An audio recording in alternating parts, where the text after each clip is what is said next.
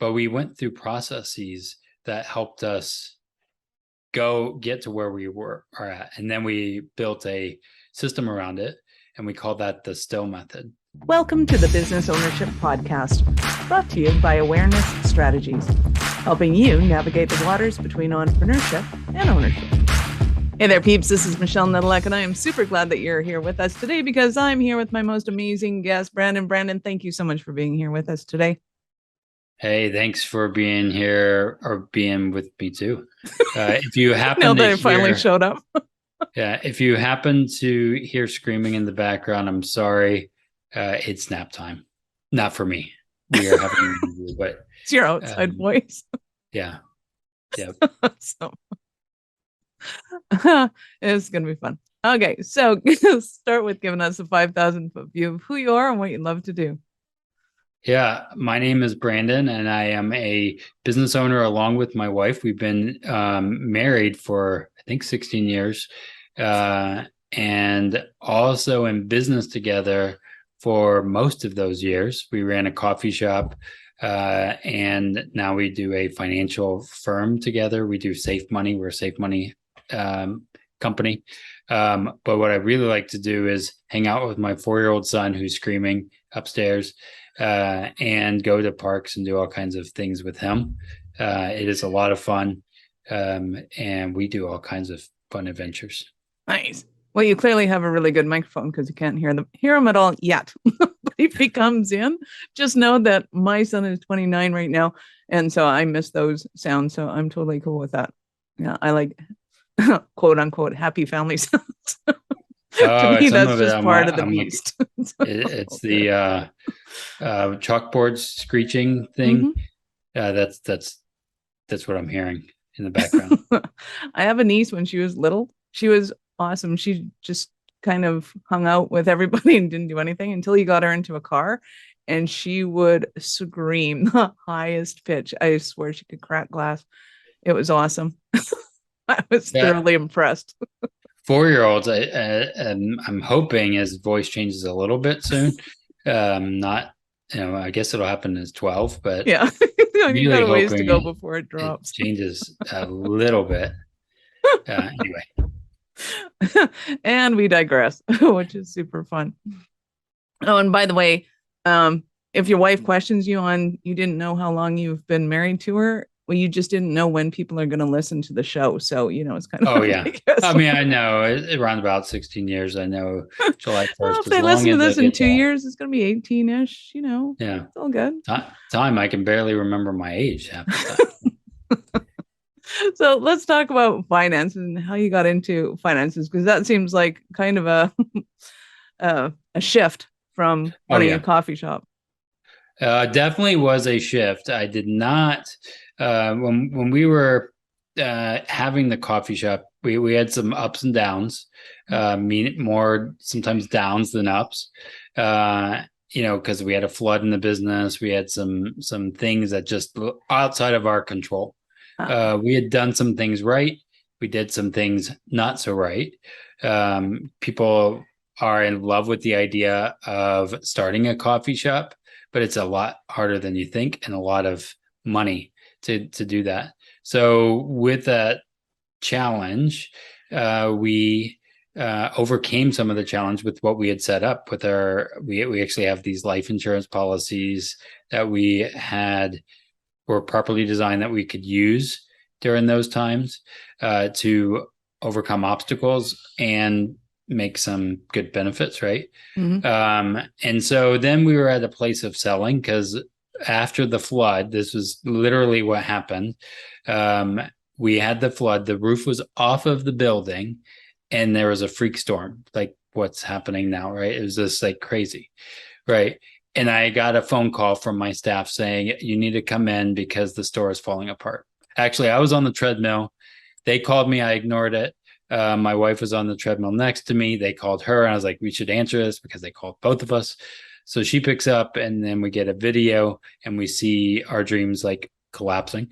We ran home, ran there, and we're walking in water, inches of water from the flood, right? And we're like, crying, saying, "Oh man, our whole life has fallen apart.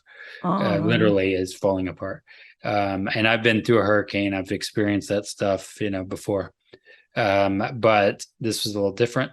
So the challenging thing was, even though you have a flood, you still have bills coming in, right? And you need to make sure you can still like do everything. And so we had to halt everything. We still had inventory that was going to go bad. And insurance, property casualty, all that stuff doesn't pay out like right away. You got to do all kinds of stuff, but you still had to make sure. So we used our life insurance as an emergency. Well, what I did not know was my wife happened to be 2 months pregnant at the time. And she's walking through the water, had no idea that was that she was pregnant, right? And then we found out a little bit later, and we got the place back to normal, and we knew some things were about to shift, and we are expecting a baby. You can't legally have a baby behind the bar of a coffee shop. It's like illegal. Like health department, all that kind of Right. stuff. And we were like, well, we need to make some changes. And so my wife's like, we had a friend that always wanted to buy. He always asked me what my number was, and he caught me on a day that I said, "What's your number?" Because I'm ready to sell. And he bought it, right? Nice. And then my wife is like, "Now I'm pregnant. You need to go get a job." And I was like, "I'm a business owner. I'm not employable. I can't go get a job." And I actually interviewed to work under my mentor, who is my mentor now. And I applied to work for him, and he said, "You are, I can't hire you." I was like, "Why not?" And he pretty much told me, "You're too entrepreneurial. You'll screw everything up." I was like, sorely unemployable. yeah, I was like, "Thanks. I really like to do this. I've been giving you referrals and leads in this, and I didn't know that the financial world was so opinionated at the time. I just knew that it helped me, and so I was referring people to him. So I was like, I could do that."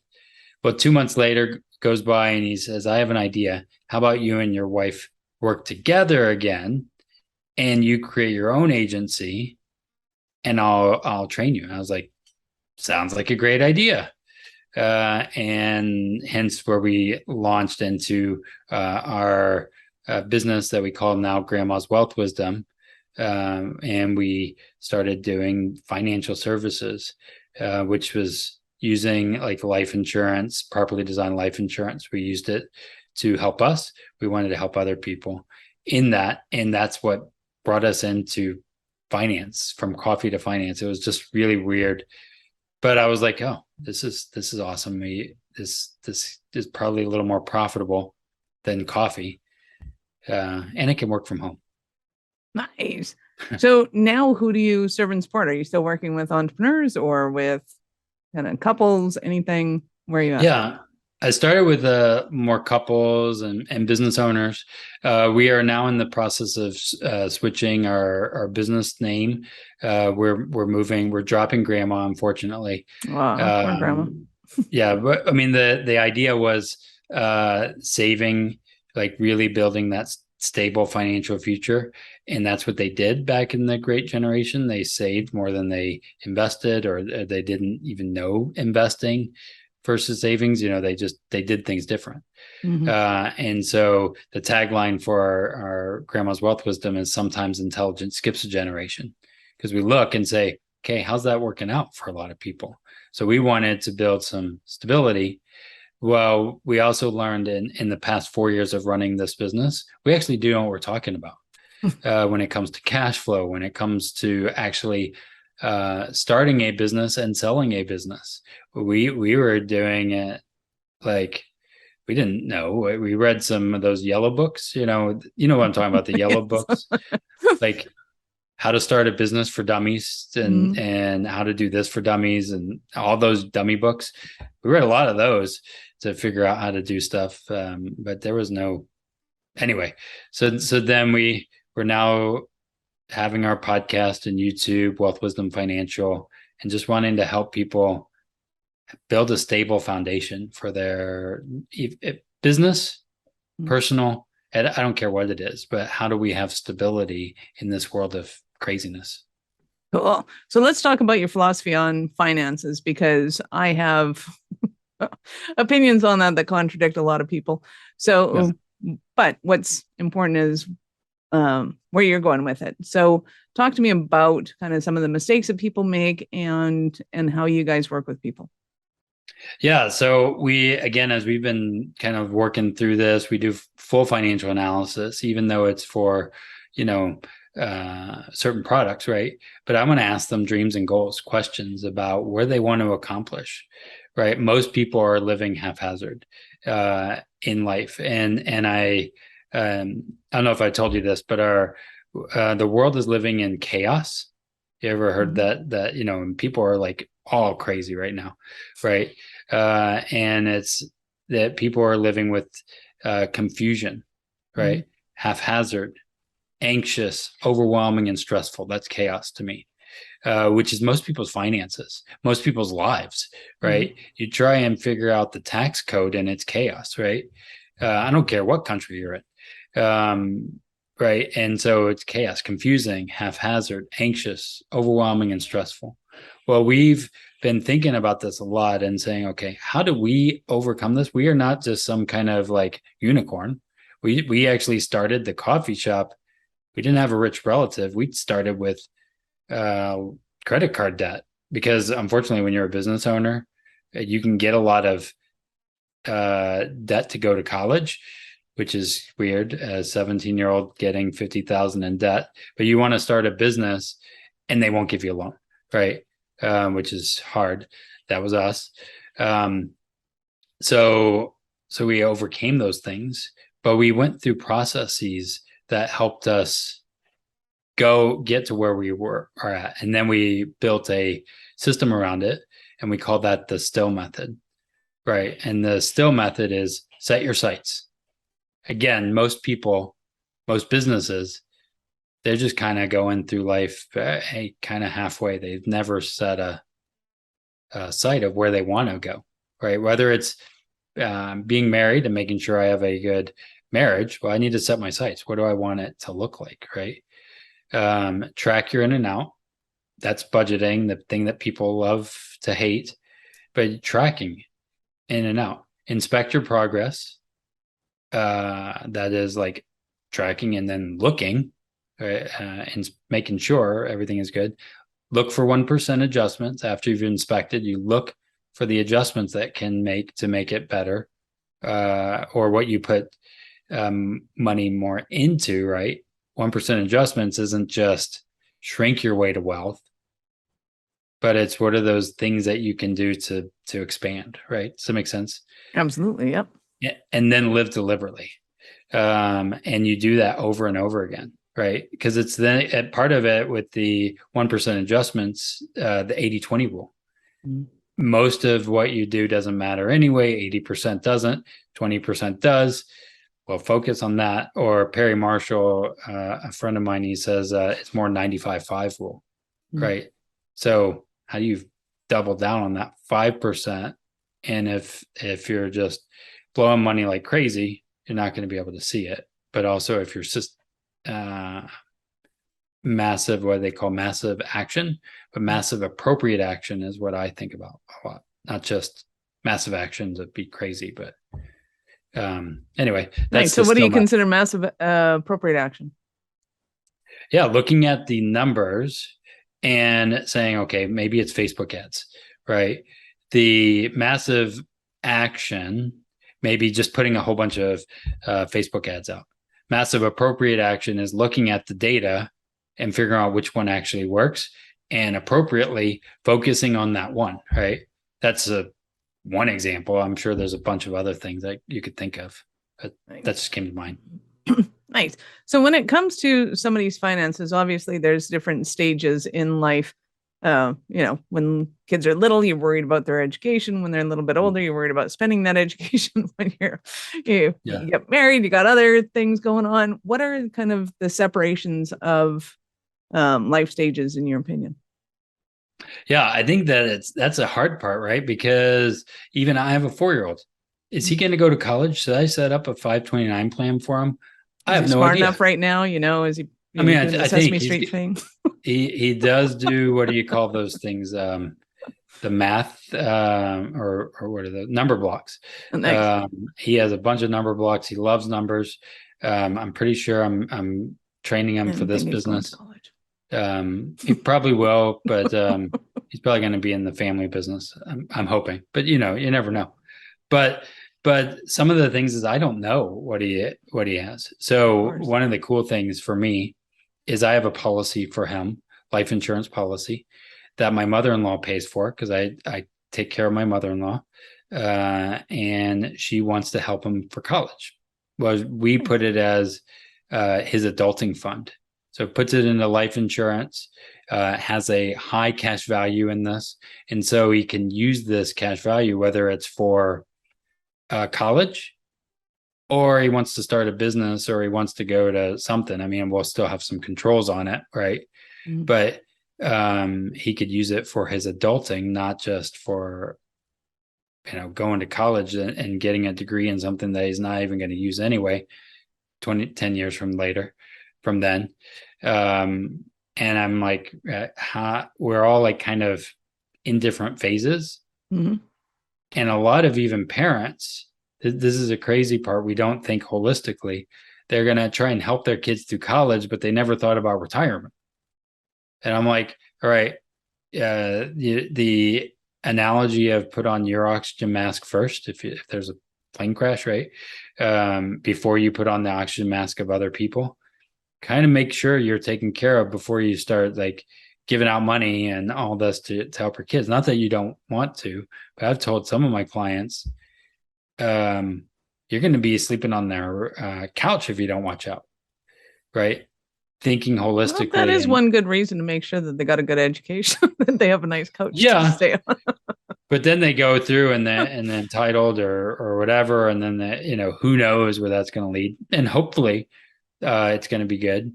Mm-hmm. But even as I'm taking care of my mother-in-law, a lot of people are like, you're a saint for doing that. I'm like, that's what you do in other countries. Maybe not America, but I don't know. Anyway, that's beside the point. Buy a house with an extra room just in case. So yeah. When it comes to kind of the financial pyramid of stability, if you want to put it that way, or pillars of stability, how do you look at what somebody should be doing kind of first, second, third? Yeah, I think about building, and I've thought about this a lot. Most people's finances are upside down. They're calling investing savings when it's not, right? It's very different.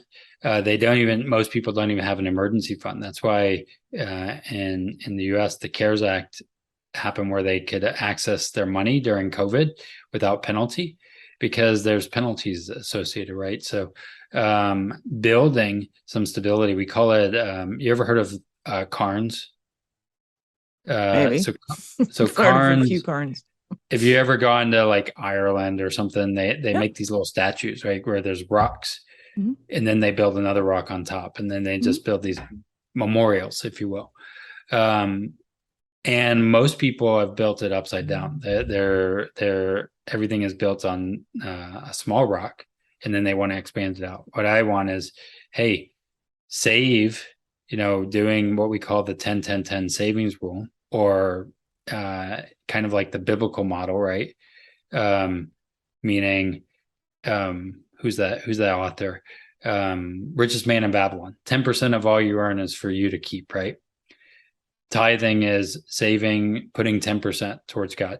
Well, shouldn't you do that kind of thing for yourself, right? And live off of less. Most people don't do that. They're spending more than they make, right? So define savings versus an investment. Savings is making sure you have some access to it if you need it, right? So liquid. And cash. liquid access, right? 3 months, at least 4 months. Investing is money that 3 you months can afford worth, to not lose. 3 months to access it. Yeah, 3 months worth at least. Right. I have a year. I run a business. I want to be able to access a year's worth in the business, right? For that. But most people are calling investing savings, and they could lose it, right? They think they have it, but they don't, right? Or So they don't again, think about define savings. taxes. Where do you save? I do a lot in my life insurance policy because I still have access and ability to use it now without penalty within the market. So I can access it and systematically use it to grow my wealth. So one example for using my life insurance policies, I'm about to buy a commercial real estate building, closing in a couple weeks, actually. I've used some of my policy money in the policy cash value to buy an asset. And then the fun thing is, with this policy, I'm going to pay that back. My money is going to grow as if I never touched it, and I'll create another asset, right? So I'm becoming the bank. What I tell people is, don't do what the banks tell you to do what the banks do. How can we understand that and do that more in our spending and our lifestyle, when it comes to real estate, when it comes to running our business? Learn, because they are the most profitable business in the world for a reason. So when it comes to the savings portion of a whole life policy, in this case, how do you know that savings, and I'm just wanting to stick to your lingo, so my brain is translating, is what I would call it. So I just want to stick to how do you know that it's going to keep up to inflation and they themselves are an investment, so to speak, because usually they're in stocks and bonds or something else. So why is there a differentiation in your mind? And is it just because it's liquid, or is it because of the value that it's earning, or something else? Yeah. So this is where I work with the banking yourself, working with mutually owned companies that are, I call it non-direct recognition, which is a really interesting term. So that means non-direct recognition. If I take a loan, they don't directly call it, it's not directly recognized, right? That's kind of what a loan is. So my policy as well has been paying dividends for over 100 years, right? With these companies, they've been around for a long time. They paid dividends. Now, dividends are not guaranteed anywhere, right? But they have a good track record. They've also been through the recessions, and they went through pandemic, and they're still doing amazing, right? So they're solid. So my policy is growing, uninterrupted compounding, right? Because as I put money in, it's still going to get dividends as if I never touched it. So now, is that an investment dividend within the policy, or is that a corporate dividend that's being given because you've bought certain assets in that product? Yeah, I use whole life. I don't use index universal life or any of that term. But they still buy stock. They buy assets, right? So you want a company that is doing well, and they're buying assets and doing different things in the world, right? They might use their money to buy stock for the iPhone, right? For the next thing. And then they're going to want a return. The way I kind of look at it is, if you go to the general store or whatever, it's going to cost you more, right? This is kind of like going to Costco. They are pooling it all together, and they can make bigger purchases. That's the big company world. But I'm kind of leveraging what their power is, because they've been around for a long time, to be able to make smarter moves. And they have actuaries and all these smart people that mitigate their risks and know what they're doing. All at the same time, they're not banks. Banks, what they call is, they're doing where they use the money, fractional reserve banking, right? Mhm. they have to have a lot in cash available. Like they can't overspend like banks do, right? Right. And so they're a lot more conservative. From a safety point, I want to be conservative, right, on that piece of my portfolio as Mhm. much as possible because my business is very risky, right? I am, when people think about, hey, marketing, for example, you're taking a bet that you're going to put it in Facebook ads with this thing and it's going to work. That's risk, right? And so I want to build some stability so I can take risks and risk in things I know, which I don't have anything in the market right now for me Mhm. because my biggest risk is the business. Fair enough. Awesome. So, I guess let's go back to what are some of the stumbling blocks that somebody might be having and they're thinking, oh my God, Brandon, I need you so badly. What's going on in their So lives right now? I think some is, but there's a little things where, you ever heard of Dave Ramsey? Mhm. Dave Ramsey will tell you all kinds of things and say, this is wrong, this is right, blah, blah, blah, and make blanket statements. Mhm. What I'm going to ask is a lot of questions because most of the time, in any good financial person, most of the time their answers are it depends, which sucks for some people, right? Because it does. It depends. Totally Uh, depends. and really we're reverse architecting your life, right? And so I want to help build your safety. That's why I call myself like a safe money expert, because I want to make sure regardless of what happens, again, my mother-in-law had a stroke. She did not plan for that to happen, but it happened. How do we deal with those things but also move in a good quality of life, right? And making sure we're being aware, but also, hey, taking systematic risks. Using my Mhm. life insurance policy to buy a building, that's a Mhm. risk. The market, it could housing market could crash. I mean, I'm not saying it is or isn't, but But I don't know. But I know I'm going to be there for a long period of time with that, and I'll wait it out if my what do you call it? My asset becomes half and then goes back up. I don't know. Just want to build safety and security so that way we're hedging which way we can go. absolutely. And I think safety and security is a huge illusion in that people think, oh, this is safe. Well, it's safe because you know what you're doing and you Mm-hmm. have a, you're working with a team of people that have a solid idea of what the Yeah, probable outcomes are. And when you start to see that there's an opportunity in every fall, if you will, then that creates an even bigger safety net. yeah. Right, Well, like and this is understanding this whole thing. So obviously there's a lot to know, but the more you understand it and the more you can kind of play with it, then that in itself creates that safety because now you're going, oh, okay, now mhm. this is an option. Oh, now this is an option. Okay. Yeah, there's more options when you build that in, right? Right. That was a funny thing in March, no, in 2019 October. Mm-hmm. We talked about nightmare scenarios that could happen. It was a Halloween episode, and it was 2019, right? And you remember what So happened it's a your fault. few months later, and we did not predict a pandemic, right? But we were like, yeah, hyperinflation. This could happen. This could happen. How is this gonna be tested, and how can it work, right? Because we want to like make sure everything works either which way, right? And Mm-hmm. so we talked about this, and lo and behold, some of the things happened.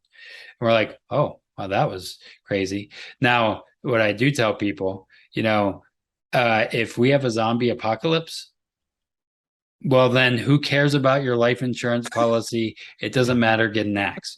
Like But at I least you don't have the know. savings in place so that you can go and buy the axe, especially if they become Yeah, hyperinflated and expensive. but I'm like, then we have worse problems. That's not going to matter. But at least build some of that in place. So then, Yeah. I don't know. But Yeah. zombies, I was a little worried. we did that interview, and then if you ever watched Resident Evil, um, this is how it all happens.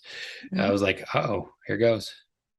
Well, Anyway. and I do think it's important to understand on one level that every insurance company that I have ever delved into has, like you said, the actuaries, they have the financial people, they have economists working for them, they have really smart people that their job Mhm. all day is to figure out where the market's going and how to get ahead of it.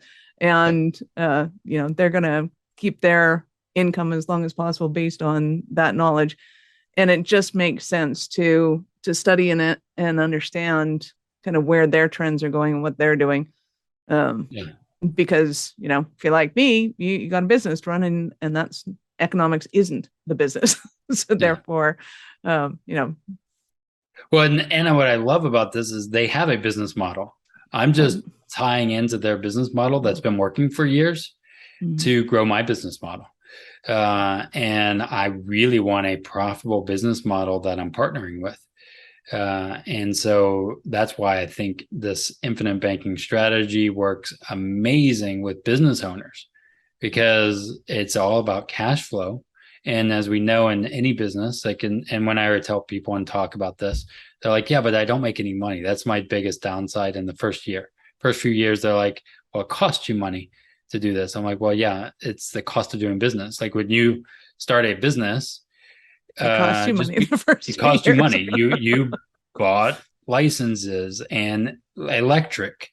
No one pays you to turn on your lights, and there's a cost, right, to doing business. But what I love about seeing these, and I can project it, I can tell you exactly on your policy and for my clients when the cost of business and how the policy will perform, where will break even or at least switch, and then it's all like profit. And from that regard, who wouldn't want like that kind of thing? Nice. So I know our listeners are going to want more from you. How did they start their journey with you? Yeah, totally go to our YouTube channel or podcast. That's Wealth Wisdom Financial podcast, YouTube. Download the Still Method at stillmethod.com. We are working on a new website. You can go to Grandma's Wealth Wisdom, but as I told you, I'm kind of in a transition. Grandma's Wealth Wisdom, where you can book a meeting or something like that. But we will have a new website, which will be very similar to Wealth Wisdom Financial. It'll be Wealth Wisdom FP, but it's not there yet. So Now you're going to have to keep all your domains because you don't know when somebody's going to listen to this. It's I going to be 2 know. years I from now, and already you're still. Grandma's Wealth Wisdom will be sticking with us for a long time. Um, but again, the main thing I want is people want to have this conversation. You're the driver. You want to have, and you have people in here. You want to have a team of people that are experts in different areas, and sometimes they contradict. Sometimes, right? Your tax planner and the tax preparer are going to say two different things, right? Sometimes, right? And so we want to like just think creatively, and you're the master. We just want to serve and help a policy if that fits or whatever. It doesn't matter. I love it. So, at what point in life did you know that you're a special kind of crazy enough to think that you could become an entrepreneur? Shoot, that's probably when I got out of the Marine Corps. When I was in the Marine Corps, I realized I'm not best at being a yes man and just following all that stuff. And then when I had the idea of the coffee shop, I told my wife this, and then she had to make it happen. Um, so I True figured, entrepreneur. Hey, I had this yeah, idea that you're going to put into fruition. yeah, and I think that was the launching into it.